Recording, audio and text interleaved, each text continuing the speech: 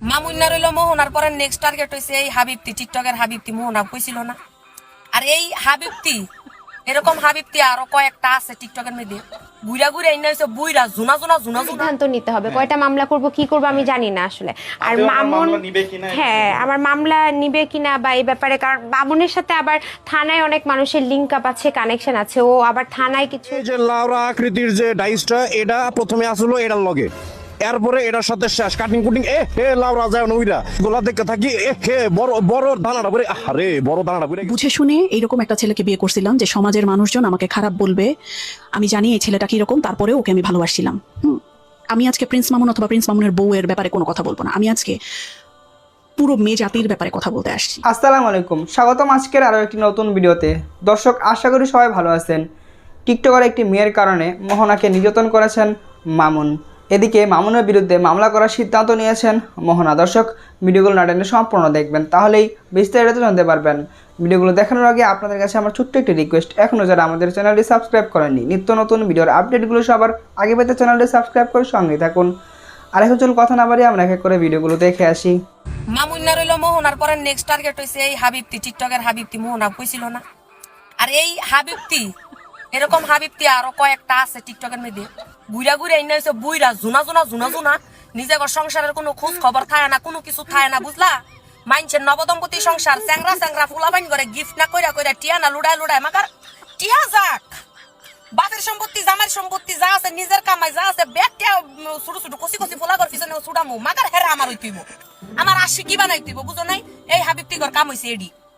এই যে কয় যে এই হাবিবতির লগে প্রথম সম্পর্ক কইরা কিন্তু হাগর লগে প্রথম ঝামেলা হইছে মোহন আর হইলো মামুন্নার। এই সেই হাবিবতি দেখা রাও, এটা হইছে মামুন্নার নেক্সট টার্গেট। হ্যাঁ, 3 নাম্বার টার্গেট। কি লেগে দেশি টি খাইছে না এতদিন দেশি টি খাইছে, অনেক মোড়াওয়ালা বিদেশি টি খাইবো, বিদেশি হাবিবতি, বুঝো নাই?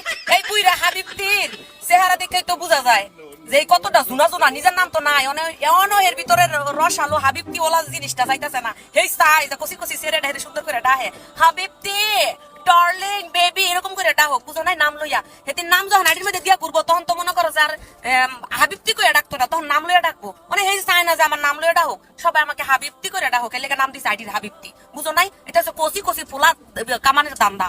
এগুলার তো কুত্তায় ইয়া করবো না, কুত্তায় ইয়া করবো না। চেহারা শুরু দেখছে এডির বুইরা বুইরা বেডি, হ্যাঁ এনে চেহারা শুরুতের কোনো ডক নাই, কিচ্ছু নাই। এই যে টিয়া খরচ করে সেরা সেরা ছোট ছোট সেরা করবি না, টিয়া খরচ করে ডায়মন্ড খরচ করে এই করণ লাগবো, বুঝস নাই?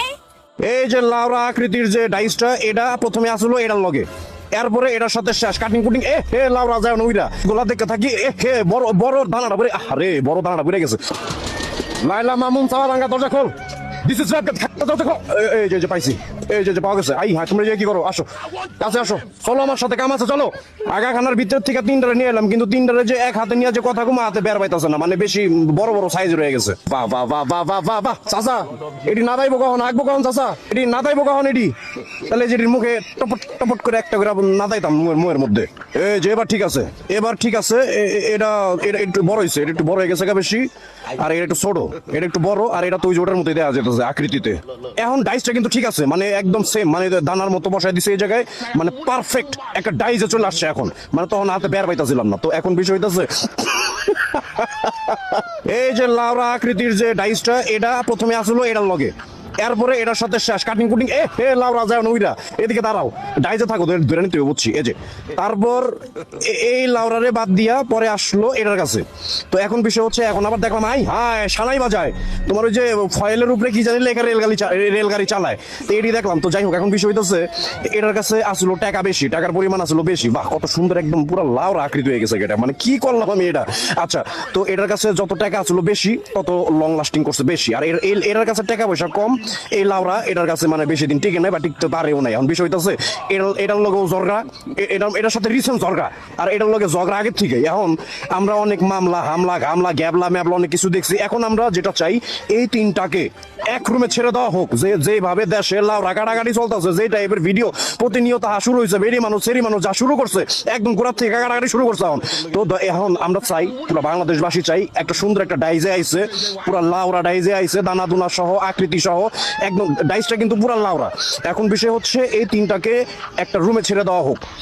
দেশে যেহেতু লাউরা কাটার একটা ওই যে কি কয় ট্রেন্ডিং চলতেছে, কিছুদিন আগে দেখলাম যে একটা পক্ষীমুখী নাই ঘুষকেরা বের রোডে গাড়ায় পড়ছে। তো এখন এইসব কাজে কর্মে এরা আবার খুব পারদর্শী। তো কাজেই ওর এই যন্ত্রণা আর ভালো লাগে নাম দেশের মানুষ আমরা সবাই বিরক্ত। এখন এই লাউরা ডাইসটারে সুন্দর কইরা এই দুইটারে সহ মানে তিনটারে একটা রুমে ছাইরা দেওয়া হোক, একদম ছাইরা দেওয়া হোক। এটাই সে সমাধান, শেষ সমাধান এটাই। একটা দানা বড় একটা দানা ছোট, সমাধান একটাই দেশে, সমাধান একটাই দেশে। এই লাউরা ডাইজের যে আকৃতির যে বিষয়টা টপিকটা, এই তিনটারে যেহেতু এটার লগে এটা ঝগড়া, এগুলোর লগে আবার এটার লগে রিসেন্ট ঝগড়া, তো কাজে যেহেতু তিনটার লগেই ঝগড়া, এই তিনটারে একটা রুমে সুন্দর করে ছাইরা দেওয়া হোক। ছাইরা দেওয়ার পরে যে সমাধান হবে ছাইরা দেওয়ার পরে যে সমাধানটা হবে সেটাই হচ্ছে আসল সমাধান। মতামত গুলা দেখতে থাকি, বড় বড় দানাটা পরে, আরে বড় দানাটা পড়ে গেছে। যাই হোক, আপনারা কমেন্টস করতে থাকেন, সবাই কমেন্টস করতে থাকেন। বড় দানা ওই পাশে গেছে, গাই হায় দানা ছুটতে গেলে কত সমস্যা। তো এই যে দানাটা লাগাই দিই, এই যে বড় দানাটা পাশাপাশি বসাই দিই, এই তো পারফেক্ট, একদম পুরা লাউরা স্টাইল, লাউরা ডিজাইন হয়ে গেছে। তো যাই হোক, তো আমরা সবাই এই তিনটাকে একটা রুমে ছেড়ে দিতে চাই, আমরা সবাই মিলে। এরপরে যে সমাধানটা হবে সেটা হবে পার্মানেন্ট সমাধান, পার্মানেন্ট সলিউশন। আর এই দুইটা রাতে দুইটা করে মেটাল ধরা দিতে হবে, এই আর কিছু না। এরপরে সমাধান আসবে অটো। প্রচুর ইদানিং ইয়াবা সেবন করে, কোকেন খায়, আইস খায়, মদ খায় ও বিভিন্ন ড্রাগসের সাথে জড়িত। আর সে নিজের টাকায় খায় না, তার বিভিন্ন ভাই ব্রাদার আছে, সে সবাইকে ম্যানিপুলেট করে। সে ছেলে মেয়ে সব ধরনের মানুষের সাথে সে তার অনেক ভালো সম্পর্ক সে মেনটেন করে। আপনারা মিডিয়াতে ওকে যেভাবে দেখেন, বিশ্বাস করেন সে ওই মানুষটা না। আমি যদি খারাপ হতাম, আমার লাইফ মানুষ জানতো না, আমি আমার লাইফ আমার মতো চলতাম। আমি তো জানি তাকে বিয়ে করলে আমার এই জিনিসগুলো ফেস করতে হবে, সমাজে মানুষ দুইটা নেগেটিভ কথা আমাকেও বলবে। আমি এগুলো চিন্তা করে ওকে ভালোবেসে বিয়ে করেছিলাম। হ্যাঁ, এই কথাটা একটু শুনেন। আমি বুঝে শুনে এইরকম একটা ছেলেকে বিয়ে করছিলাম যে সমাজের মানুষজন আমাকে খারাপ বলবে। আমি জানি এই ছেলেটা কিরকম, তারপরে ওকে আমি ভালোবাসছিলাম। আমি আজকে প্রিন্স মামুন অথবা প্রিন্স মামুনের বউয়ের ব্যাপারে কোনো কথা বলবো না। আমি আজকে পুরো মেয়ে জাতির ব্যাপারে কথা বলতে আসছি। মেয়েদের কেন যেন খারাপ ছেলে অনেক ভালো লাগে, মেয়েদের কেন যেন নেশাখোর মানুষজন অনেক বেশি ভালো লাগে, মেয়েদের কেন যেন লম্পট, জুয়াখোর, নেশাখোর, ড্রাগ এডিক্ট এইসব মানুষ অনেক ভালো লাগে, নার্সিসিস্ট মানুষজন অনেক ভালো লাগে, মেয়েদের কেন যেন নিপীড়িত হতে অনেক বেশি ভালো লাগে, মেয়েদের কেন যেন মানে মাইর খাইতে অনেক বেশি ভালো লাগে। আমি এই কথাটা কোনোভাবে মাথায় নিতেই পারি না। একটা মানুষ কেন অপমানিত হয়ে একটা জায়গায় থেকে যায়? একটা মানুষ কেন দেখে যে একটা ছেলে মানুষ অনেক নেগেটিভ, অনেক নেগেটিভ, অনেক নেগেটিভ, একটা ছেলে মানুষ এত বাজে ক্যারেক্টারিস্টিক্সের, একটা ছেলে মানুষ ড্রাগ নিচ্ছে, তারপরেও ওই ছেলেটাকে ছাড়তে পারে না। কিন্তু একটা ভালো ছেলেকে, একটা সুস্থ মস্তিষ্কের একটা ছেলেকে, একটা লক্ষ্মী ছেলেকে একটা মেয়ে মানুষ থাম করে ছেড়ে দিতে পারে কেন? কারণ হচ্ছে মেয়ে মানুষের সস্তা ছেলে, সস্তা মানুষজন অনেক বেশি পছন্দ, নার্সিসিস্ট মানুষজন অনেক বেশি পছন্দ, যারা কিনা তীব্রভাবে কষ্ট দিবে। মেয়ে মানুষের কেন যেন কষ্ট পেতে অনেক বেশি ভালো লাগে। আপনি দেখবেন কোনো নেশাখোর, কোনো ড্রাগ এডিক্ট, কোনো জুয়াখোরের বউ সহজে ছেড়ে যায় না।